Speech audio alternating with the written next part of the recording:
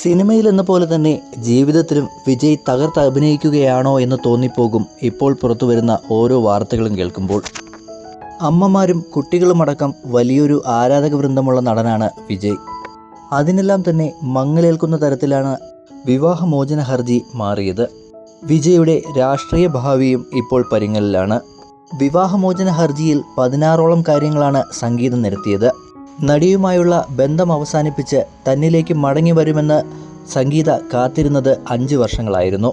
എന്നാൽ അതൊന്നും സംഭവിച്ചില്ല എന്ന് മാത്രമല്ല, സംഗീതയുടെ മേൽ കർശന നിയന്ത്രണങ്ങളും നടൻ നടത്തിയിരുന്നു. വീട്ടിൽ നിന്ന് പുറത്തു പോകുവാൻ പാടില്ല, ആരുമായും സമ്പർക്കം പാടില്ല, സ്വതന്ത്രമായി പണം ചിലവഴിക്കുവാൻ പാടില്ല തുടങ്ങിയവയായിരുന്നു സംഗീതയുടെ മേൽ വിജയ് കൊണ്ടുവന്ന നിയന്ത്രണങ്ങൾ.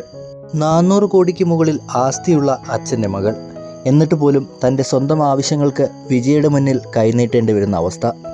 ആദ്യകാലങ്ങളിലെല്ലാം ഭാര്യയോടൊപ്പം പൊതുവേദിയിലെത്തിയിരുന്ന നടൻ പിന്നീട് പുതിയ ബന്ധങ്ങൾ തുടങ്ങിയപ്പോൾ അവിടെ നിന്നെല്ലാം ഭാര്യയെ അകറ്റി. ആരുമായും കർശന ബന്ധങ്ങൾ പാടില്ല എന്നുള്ള നിർദ്ദേശം. ഇക്കാരണങ്ങളെല്ലാം കൊണ്ട് തന്നെ അവർ ലണ്ടനിലേക്ക് മടങ്ങി. നടിയുമായുള്ള ബന്ധം കുട്ടികളുടെ മാനസികാരോഗ്യത്തെ പോലും ബാധിച്ചു.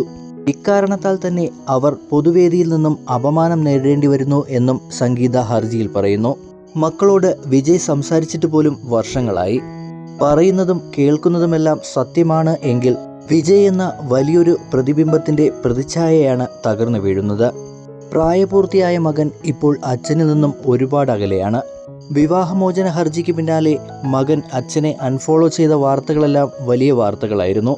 കേൾക്കുന്ന ഈ വാർത്തകളെല്ലാം തന്നെ സത്യമാണെങ്കിൽ വിജയ് എന്ന വലിയൊരു പ്രതിബിംബത്തിൻ്റെ പ്രതിച്ഛായ തന്നെയാണ് തകർന്നു വീഴുന്നത്.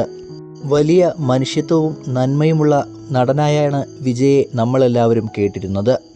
സിനിമയിൽ എന്നതുപോലെ ജീവിതത്തിലും അദ്ദേഹം തകർത്ത് അഭിനയിക്കുകയാണോ എന്ന് പോലും തോന്നിപ്പോകുന്നു. സംഗീതയ്ക്ക് വിജയുടെ പണത്തിൻ്റെ ആവശ്യമില്ല. മ്യൂച്വൽ ഡിവോഴ്സാണ് അവർ ആവശ്യപ്പെട്ടിരിക്കുന്നത്.